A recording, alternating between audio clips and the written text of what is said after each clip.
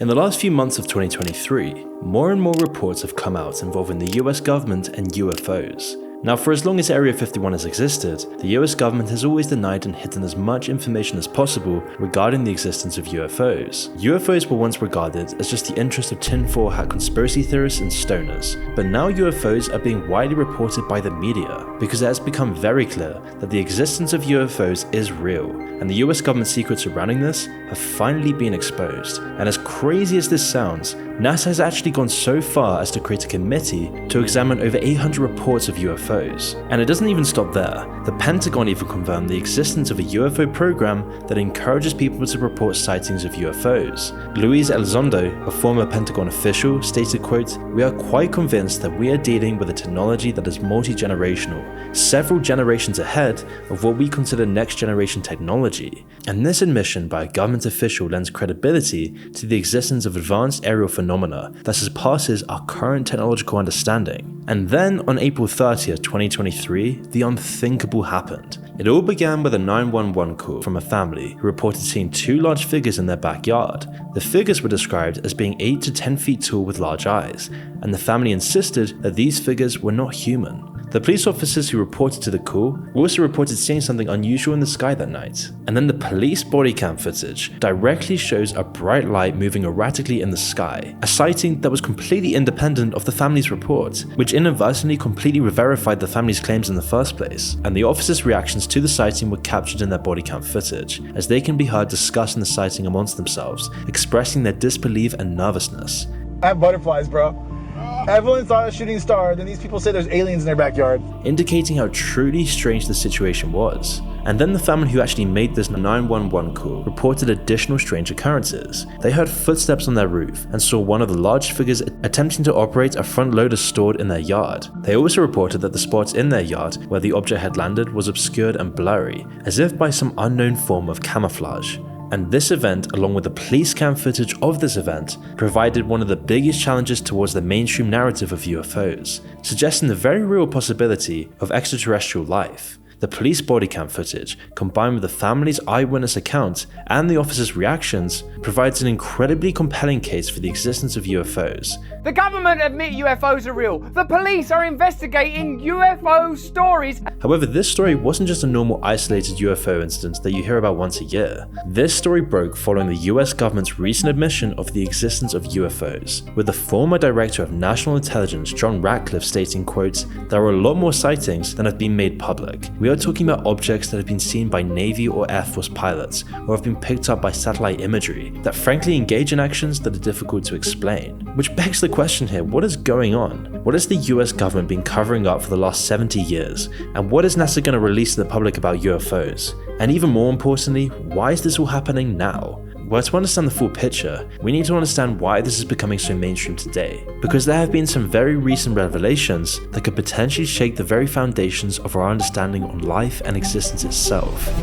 However, before we continue, I want to tell you about our video sponsor. With the economy on its downward trajectory and prices increasing, it's hard to justify spending the money for AirPods and other overpriced earbuds, but that's why I want to talk to you about the everyday earbuds by Raycon. Normally affordable tech makes you think, okay, so you get what you pay for. But with Raycon, this just isn't the case. When I tried Raycons, the quality sound and its features like noise isolation and its water-resistant build, in addition to its 8 hours of playtime, means I could use these all day in the gym or when I go hiking. And compared to my AirPods, where I find the battery just dies so quickly, forcing me to always charge them up. And yet, even with the Raycons completely outliving my AirPods, they don't cost an arm and a leg for great sound quality and the smart tech listening features like noise isolation. Because thanks to Raycon, you're paying half of the price for the same earbuds. As Raycon knows that in this economy, every purchase needs to be perfect. And so they offer you multiple payment options. You can either buy now or pay later, allowing you to pay as low as $18 at checkout. And now they also offer you 2 years of product protection insurance for just a few bucks. In addition to free domestic shipping, they can also ship internationally at a flat fee. And they also have an easy and free return guarantee. So click the link in the description box below and go to buyraycon.com/moonyt to get 15% off your order. You see, a credible witness, a 36-year-old Air Force veteran named David Grush, has exposed a top-secret military program involved in the retrieval of a UFO wreckage. The US government, it seems, has recovered wreckage from a fully intact UFO. These are retrieving non-human origin technical vehicles, call it spacecraft if you will, non-human, exotic origin vehicles that have either landed or crashed. And this isn't just a piece of broken satellite or fragment of an aircraft. These are complete, undamaged vehicles, possibly of non-human origin. And since this happened, the US government has been going crazy about UFOs. Because the implications of all of this are staggering. If these vehicles are indeed not of this world, it suggests that life exists beyond our current understanding, raising the tantalizing possibility that we as humans are really not alone in the universe, that there are truly other forms of intelligence out there, perhaps more advanced than us. And as crazy as this sounds, since this incident, the Pentagon has been going all out with UFOs. As I mentioned earlier, the Pentagon has literally set up a UFO program. And this isn't just about tracking and documenting these sightings, it's now gotten to the point that they are actually having to educate pilots and aviators because of how common this is. Because the Pentagon is finding out so much about these UFOs, they are currently deciding right now whether they're going to release a classified briefing on a UFO that was captured on video. A UFO that might have been exactly what David Grush was describing, because the pressure is now mounting. These strange occurrences are happening so much that it's just impossible to ignore, and the US government is realizing that they can't keep this a secret anymore. With more and more whistleblowers coming out, more and more people reporting these strange occurrences, and pilots colliding with these UFOs, and UFO wreckage literally being found, the government is now panicking. And if you don't believe me, the government has actually recently been establishing numerous other programs to investigate UFO sightings. One such program was the Advanced Aerospace Threat Identification Program, which ran from 2007 to 2012. This was a top secret investigation funded by the US Defense Department that was completely dedicated to studying UFOs. And whilst this program was officially shut down in 2012, recent reports and whistleblowers suggest that the government investigation into UFOs have continued through various other top secret programs that the public doesn't actually have any knowledge of, because the government has been releasing unclassified reports to Congress, providing lawmakers with analyses of UFO sightings. And not just lists of sightings, they're comprehensive studies, examining each sighting from multiple angles and trying to examine potential explanations. And whilst the Pentagon decides whether they will release the briefing on the UFO that was captured, the US Department of Defense has already released several previously classified videos showing encounters between US military aircraft and UFOs.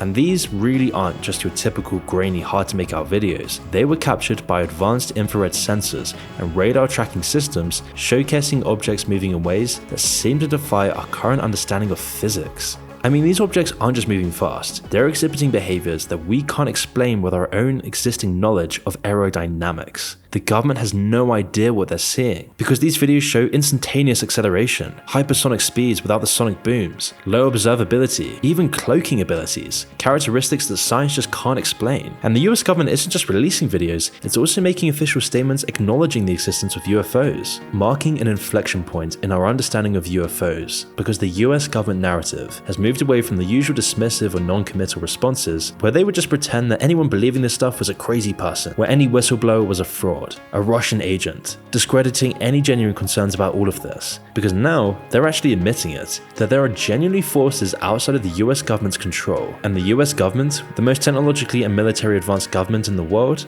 has absolutely no idea what to do with any of this. And the US government has to be very careful here, because it's one thing to see something strange in a photo, and another to see alien technology from outer space operating on Earth. And this distinction is obviously crucial for the US, because if they get the wrong idea and don't understand this technology properly, it poses a massive weakness in the US military, if this were just to be another government secret military technology. Scott Kelly, a former NASA astronaut with an extensive career, who is actually a member of NASA's Unidentified Aerial Phenomena Committee, or in more simpler words, he is a part of NASA's UFO committee. This guy who has years of experience as a Navy pilot and spent a year in the International Space Station recounted an incident during a flight near Virginia Beach, where he and his co-pilot were certain that they had encountered a UFO. However, upon closer inspection, the object just turned out to be a balloon shaped like a cartoon character called Bart Simpson. And my Rio thought, the guy that sits in the back of the Tomcat, was convinced we flew by a UFO. So I didn't see it. We turned around, we went to go look at it. It turns out it was Bart Simpson.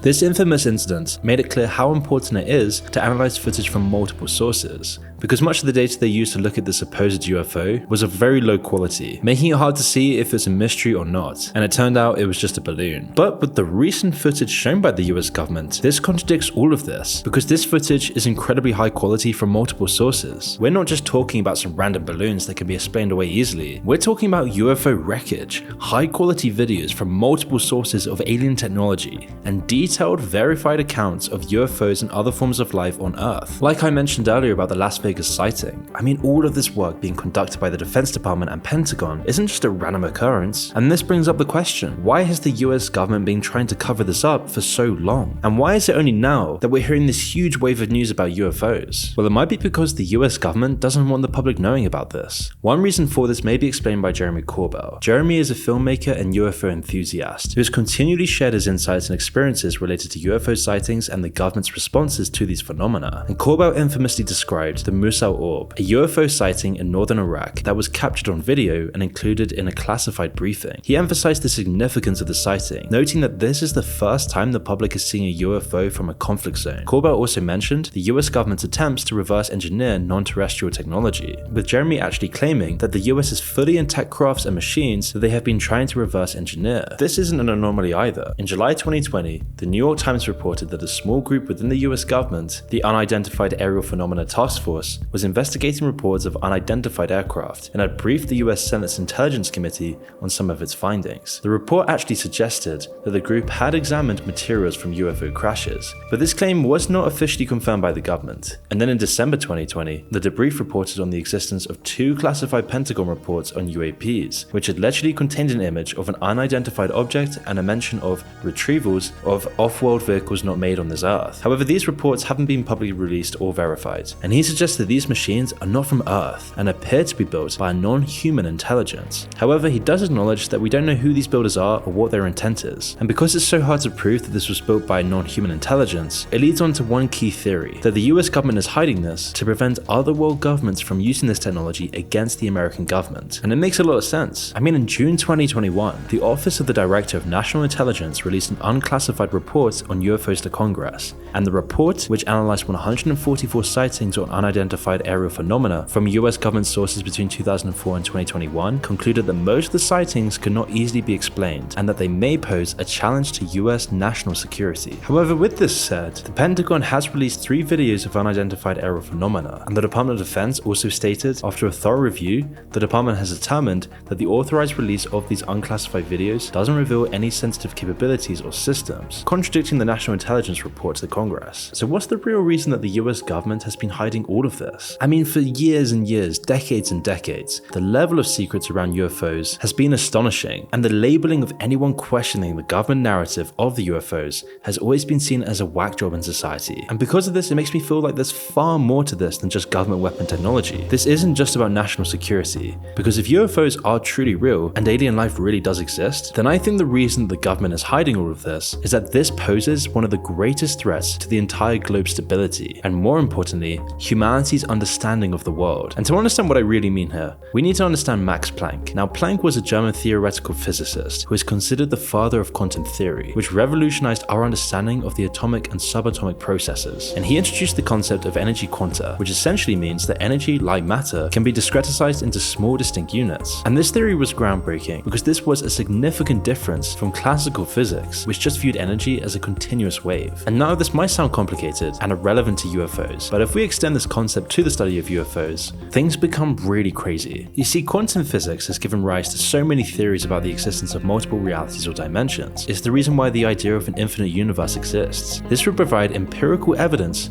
for these quantum theories and could drastically change our understanding of the entire universe. In addition, quantum entanglement, where particles are linked and their states can instantly affect each other regardless of distance, could hypothetically be used for faster than light communication. And if UFOs were found to use such technology, this would revolutionize our understanding of communication and transportation. Not only this, it would force us to reevaluate our understanding of physics and engineering as a whole. But more importantly, some theories now suggest that consciousness may be linked to quantum processes. So if UFOs were somehow linked to this, it would drastically change our understanding of consciousness. And that's why Max suggests that our current materialistic understanding of the world might be a very limited scope of looking at life. This is what was so groundbreaking about quantum physics, as Max Planck stressed the need for us to consider new models of reality, and extraterrestrial life does exactly that. I mean, just think of the riots, revolutions, uproar, anxiety, instability, and chaos that would ensue from such groundbreaking changes in humanity's understanding of the world, and destroy government narratives. All trust in these big pillars in society would be lost, and it seems like we're much closer than you think to this really happening. I mean, let's just take a step back and look to Mars, where the Curiosity-driven rover exists, with the sole purpose of looking for extraterrestrial life, and this rover has actually found evidence of ancient microbial life, suggesting that Mars might have once harbored life. I mean, the rover has been collecting and storing samples of Martian rock and soil, exploring the Jezero crater, which is believed to have been a lake billions of years ago,